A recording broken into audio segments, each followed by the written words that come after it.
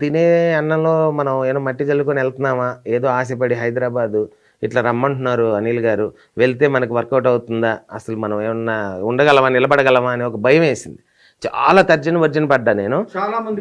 ఉంటుంది, ఎందుకంటే జరుగుతున్న దాన్ని వదులుకొని ఏదో దానికోసం ఎక్స్పెక్ట్ చేసి వెళ్తే అక్కడ నిలబడతాం లేదనో భయం వేసింది.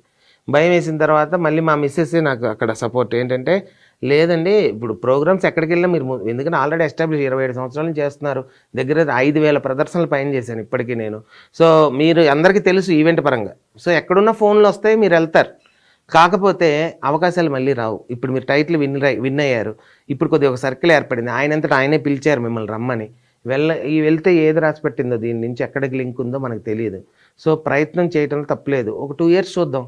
అక్కడ నిలబడకపోతే మళ్ళీ మన గూడూరు మనకుంది, మన ఆర్కెస్ట్రాలు మనకున్నాయి, మన గూడు మనకు చేరుకుందాం, మన గోడు మనకి తప్పదు అని చెప్పేసి అనింది. వెంటనే అక్కడి నుంచి ఇంకా ఆలోచించకుండా వెంటనే